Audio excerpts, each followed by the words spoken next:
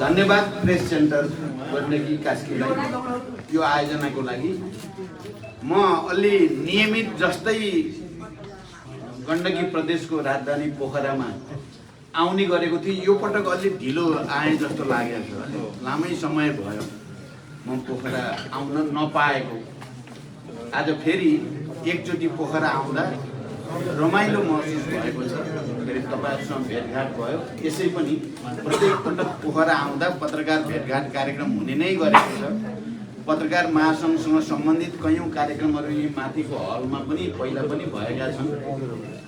त्यसकारण तपाईँहरूसँग भेटघाट भएको, पोखरा आउने मेसो मिलेकोमा खुसी छु।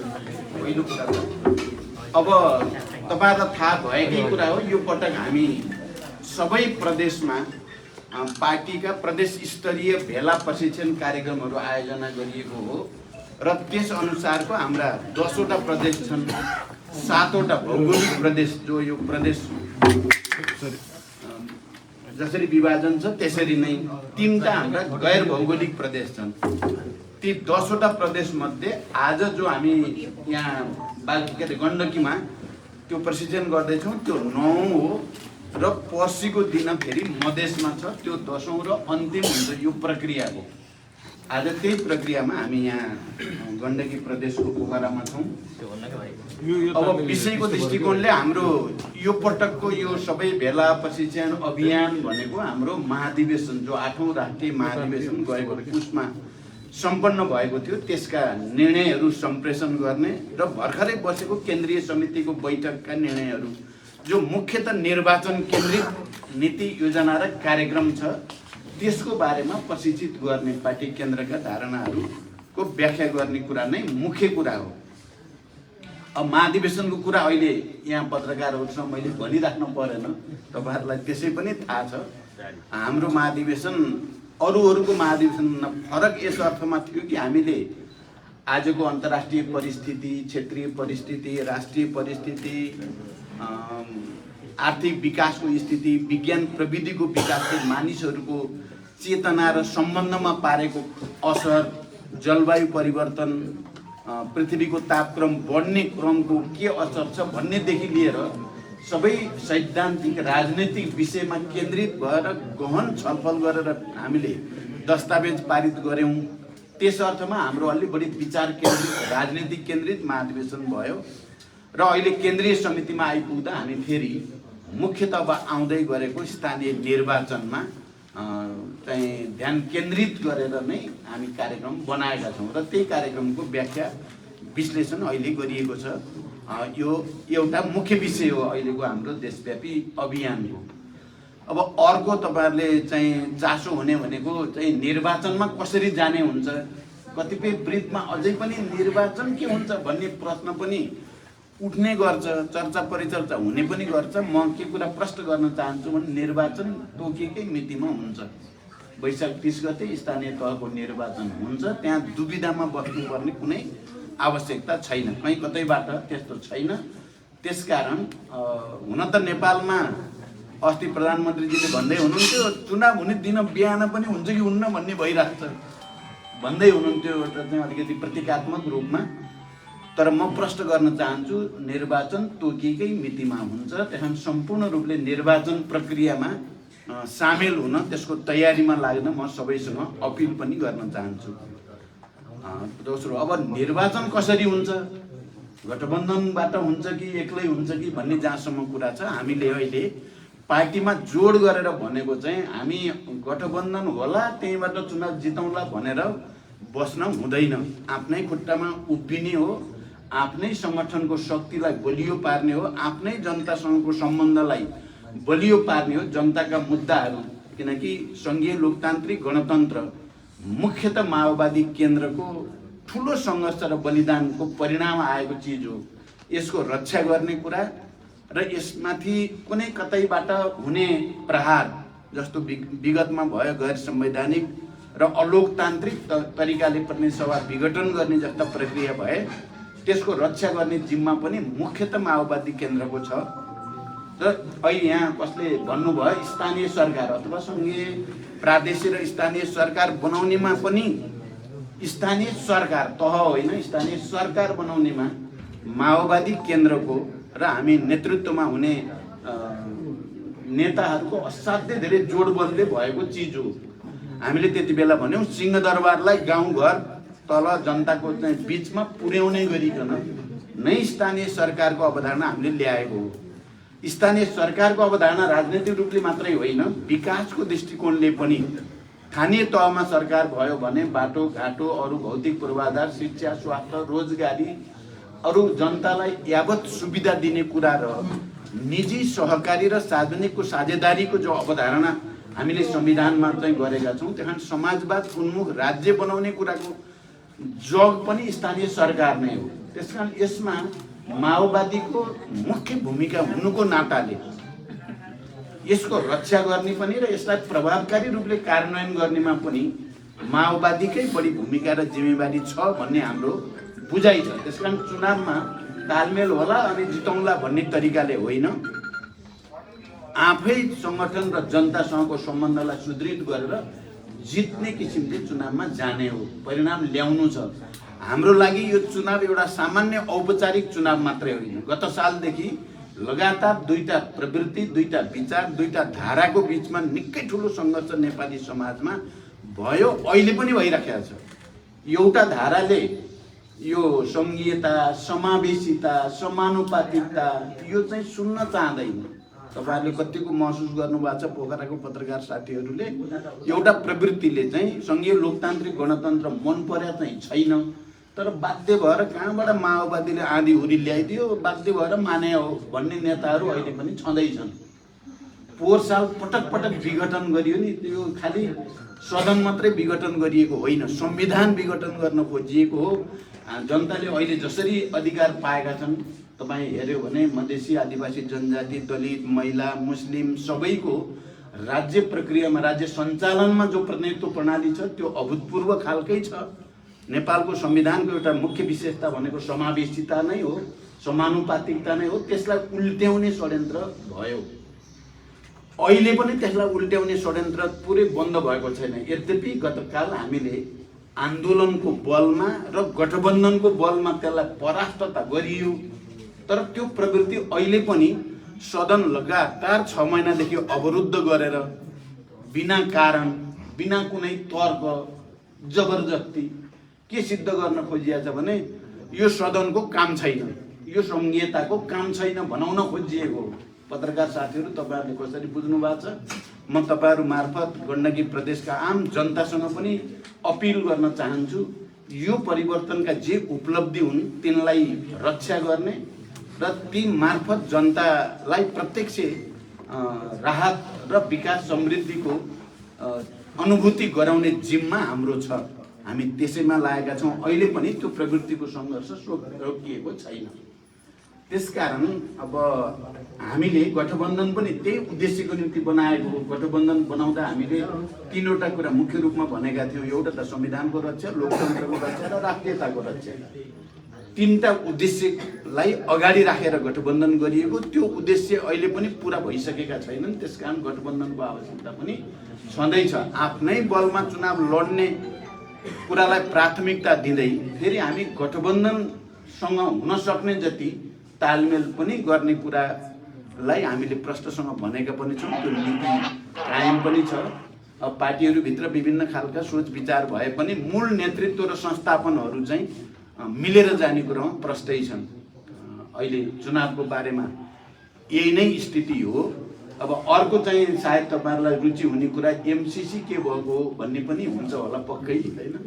अब एमसीसी एउटा विषय चाहिँ निकै गम्भीर बहस विवादको बन्यो नेपालमा र त्यसको सुरुवात पनि भन्ने हो भने हामीले नै जब 2019मा तत्कालीन परराष्ट्र मन्त्री प्रदीप गेवाली अमेरिका गएर आएपछि 2-3टा चाहिँ बडो कन्ट्रोभर्सियल विवादास्पद चिजहरू बाहिर आए। एउटा त नेपाल पनि इन्डो पेसिफिक स्ट्रेटेजीको सदस्य बन्यो भन्ने कुरा अमेरिकन स्टेट डिपार्टमेन्टको डकुमेन्टमा देखियो भनेर मिडियामा आयो, त्यहाँबाट के हो यो भन्ने भयो। किनकि नेपाल कुनै पनि अन्तर्राष्ट्रिय सैन्य सङ्गठन या सैन्य रणनीतिको हिस्सा बन्न सक्दैन। यो असंलग्न स्वतन्त्र परराष्ट्र नीतिमा चल्दै आएको र यदि आइपिएस को अङ्ग बनेको हो भने त्यो त गम्भीर विषय हो भनेर हामीले नै उठायौँ। म त्यति बेला नेकपाको अध्यक्षको हैसियतले केन्द्रीय समितिको दोस्रो बैठकको प्रत्यक्ष अध्यक्षता मैले गरेको थिएँ, तपाईहरुलाई त्यो थाहा होला। र त्यो बैठक निकै सफल भएको थियो। तर त्यो बैठक मेरो अध्यक्षतामा सफल हुनु पनि दुर्भाग्यपूर्ण भयो नेपालको कम्युनिस्ट आन्दोलनको लागि। किनकि त्यो बैठक सफल भएपछि केपी ओलीजीहरूको के भयो, झन्डै झन्डै सातो गयो जस्तो भयो। सबै पुरै पार्टी नै प्रचण्ड र माओवादीहरूले लानी भए भन्ने पर्यो उहाँहरूलाई। र अनि गुटबन्दी सुरु गर्नुभयो, षड्यन्त्र सुरु गर्नुभयो, विघटन सुरु गर्नुभयो, प्रतिगमनमा जाने। तपाईहरुले विचार गर्नुभयो होला नि, प्रतिनिधि सभा किन विघटन गरे भन्दा उहाँले दिएको जवाब पार्टीभित्र मलाई काम गर्न दिएनन्। त्यसो भएर अब पार्टीभित्र काम गर्न नदिएको कुरा त पार्टीभित्रै पो समाधान गर्नुपर्ने हुन्छ।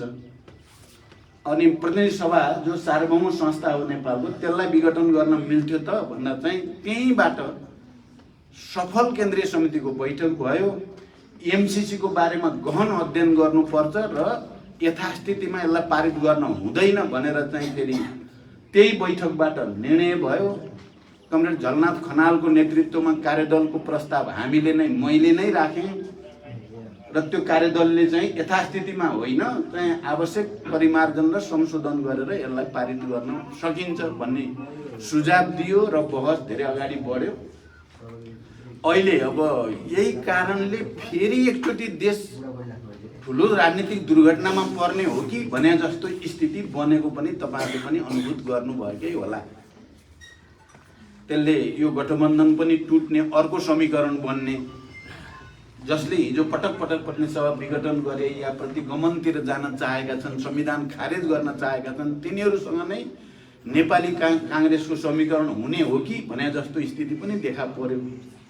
गठबन्धन र अहिलेको सरकारै टुट्ने स्थिति जस्तो पनि देखा पर्यो र समग्रमा फेरि शान्ति प्रक्रिया नै के हुने हो भने जस्तो पनि देखा पर्यो। यही कारणले देश ठुलो राजनीतिक दुर्घटनामा जाने र लामो फेरि संघर्षको बाटो हिँड्नुपर्ने नेपाली जनताले 25औं 30औं वर्ष पो हो कि भन्ने प्रश्नहरू पनि जन्मिए।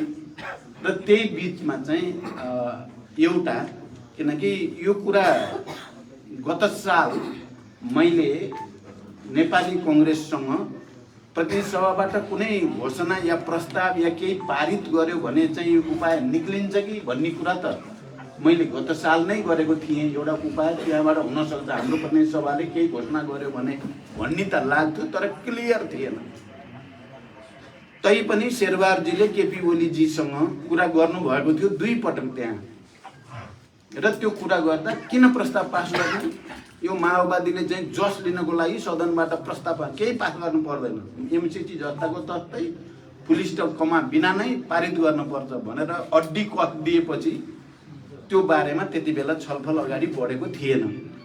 अहिले चाहिँ वास्तवमा केही अन्तर्राष्ट्रिय कानुनका विज्ञहरूको सुझाव, केही हाम्रा आफ्नै यो अन्तर्राष्ट्रिय कानुनका ज्ञाताहरूको पनि सरसल्लाह सबै हेर्दा यो व्याख्यात्मक घोषणा सम्झौताकै अङ्ग बनाएर पारित गर्यो भने यो चाहिँ वे आउट हुन्छ देशको लागि। राजनीतिक दुर्घटनाबाट पनि देश बच्छ, शान्ति प्रक्रियालाई पनि नकारात्मक असर पर्दैन भन्ने सुझावहरू आएपछि र अध्ययन गर्दै जाँदा भियना कन्भेन्सन जे भनिन्छ यो सन्धि सम्झौतासँग सम्बन्धित, त्यो भियना अभिसन्धिले पनि इन्टरप्रिटेटिभ डिक्लेरेसन अथवा व्याख्यात्मक घोषणालाई मान्यता दिएको भन्ने समेत कुरा हेरेर हामीले त्यो उपाय निकाल्यौं र वास्तवमा यसले गर्दा देश राजनीतिक दुर्घटनाबाट बचेको छ र यसले खालको निकास दिएको छ। यो अमेरिकाले पनि यसलाई सिद्धान्त त स्वीकारेको छ। अब यदि भएन, त्यहाँ बिचमा गडबड भयो भने हामीले हाम्रो सार्वभौम सदनबाट जो पारित गरेका छौं घोषणा, त्यहाँ टेकेर फेरि हामी हाम्रो राष्ट्रिय मुद्दालाई उठाउने, फेरि अगाडि जाने ठाउँ त्यहाँ छ। यदि त्यहाँ अस्वीकार भयो भने यो खारेज गर्ने ठाउँ पनि त्यहाँ छ। त्यसकारण यो अहिले निकालिएको एउटा वे आउट चाहिँ हो र यो समस्या समाधान भएको छ। झन्डै झन्डै सदनभित्र झन्डै राष्ट्रिय सहमति जस्तै भयो। मेजर पार्टीहरू यद्यपि एमाले अब त्यो प्रस्ताव घोषणा चाहिन्न भन्नेवाला हो, जस्ताको तस्तै पास गर्नुपर्छ भन्ने खाले हो। उहाँहरूले त आफ्नो पोजिसन क्लियर गर्नु भएन, उहाँहरू के हो भन्ने कुरा औपचारिक ढङ्गले, त्यसकारण तर उहाँहरूको त्यसमा समर्थन थियो। यो कुरा त प्रष्टै बुझिने कुरा नै हो। अब यसमा अझै पनि मतभेद र विवादहरू छन् हाम्रै पार्टीभित्र पनि। यसलाई अलिकति अझै छलफल गर्नुपर्छ, बहस गर्नुपर्छ भन्ने मत छ। निर्णय त भइ नै सकेको छ, कार्यान्वयनमा गइ नै सकेको छ। तर यो विषयलाई हामीले पार्टी केन्द्रमा यो चुनावपछि राम्रो छलफल गरेर पुरै पार्टीको चेतना, राष्ट्रिय स्वाधीनता सम्बन्धी चेतना अभिवृद्धि गर्ने ढङ्गले बहस चलाउने पनि हामीले भनेका छौँ। तर जे होस्, अहिले हामी फेरि एक भएर निर्वाचनमै केन्द्रित हुनुपर्छ भन्नेमा छौँ। वा अरू पार्टीहरू पनि अब निर्वाचन केन्द्रित कार्यक्रममा लागि नै सकेको स्थिति छ। देश निर्वाचनतिर गइ नै सकेको छ। तपाईँ गण्डकीका पत्रकार साथीहरूले पनि अब सहज ढङ्गले देशलाई स्वस्थ, निष्पक्ष र धाँधली रहित निर्वाचन गराउनको निम्ति आफ्नो ठाउँबाट तपाईँहरूले भूमिका खेल्नुहुन्छ भन्ने विश्वास पनि छ। मेरो तपाईँहरूसँग यो अपिल पनि छ। धन्यवाद। अब तपाईँहरूले केही सोध्नुहुन्छ भन्दा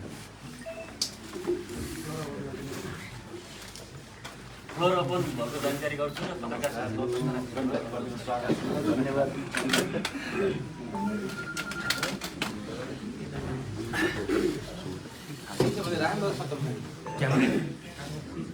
सबै चित्त बुझेको त्यसो गरौँ न अध्यक्ष।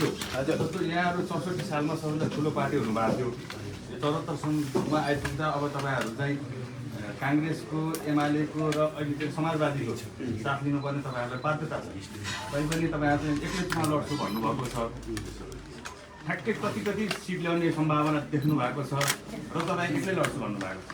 अब हेर्नुहोस्, हामी 64मा शान्ति सम्झौता गरेर आउँदा पनि माओवादीले चुनाव जित्छ भनेर कसैले चाहिँ पनि, तपाईँ पत्रकारहरूले पनि जित्छ भन्न सकेका स्थिति थिएन।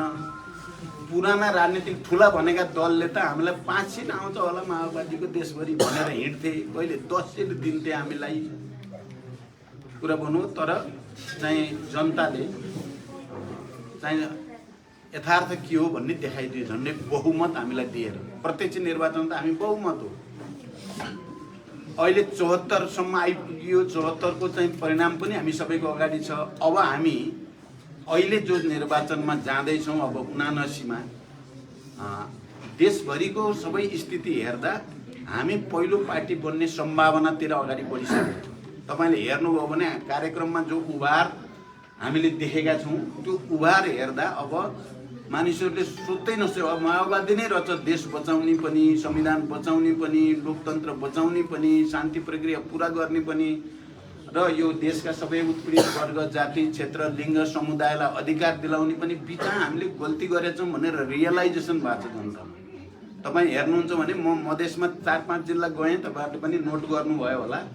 एउटै जिल्लामा 1200 शिक्षक बुद्धिजीवीहरू अरू सबै पार्टी छोड्दै माओवादीमा प्रवेश गर्ने आज तपाईँ हेर्नुभयो भने अरू थुप्रै जनप्रतिनिधिहरू पनि, मेरो बुद्धिजीवीहरूसँग, मधेसको बुद्धिजीवीसँग अन्तर्क्रिया हुन्छ। उहाँहरूले विगतमा केही त्रुटि भयो, हामीले माओवादी नै हो शान्ति, लोकतन्त्र र प्रगतिको चाहिँ संवाहक भन्ने कुरा बुझ्न सकिएन भन्ने एउटा रियलाइजेसन छ। तपाईँ हिजो मात्रै सिन्धुलीको तपाईँ हेर्नुभयो भने उभार जुन खालको देखा परेको छ, त्यहाँको साथीहरूले भन्नुभयो हामी 1 नम्बर भएर देखाउँछौँ भन्ने एउटा कमिटमेन्ट पब्लिकली गर्नुभएको छ, त्यो पनि भरपर्दो तरिकाले।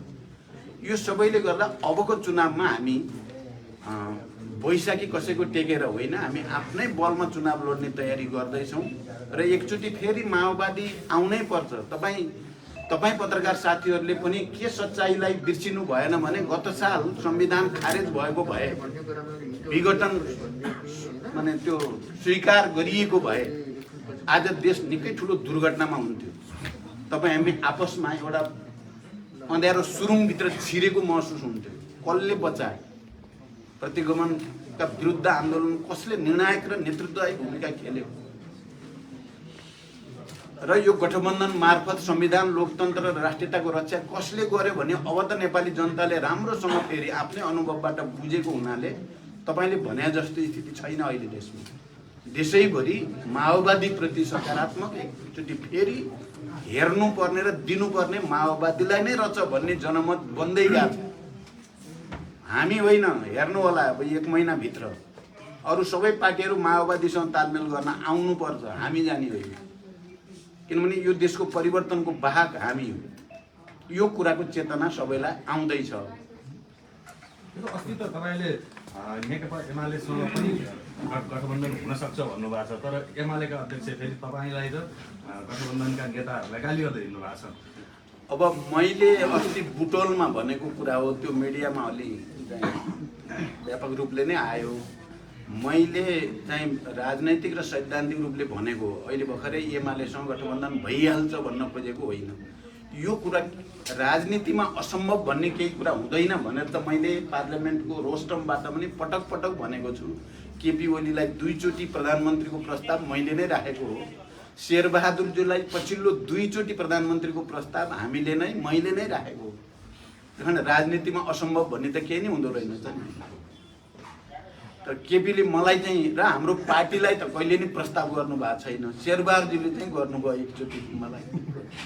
स्थानीय चुनाव गर्ने मौका चाहिँ चुनावै होला कि नहोला भनेको स्थितिमा चुनावको माहौल बनाउन हामीले निकै मेहनत पनि गऱ्यौँ, राम्रो चाहिँ भयो पनि।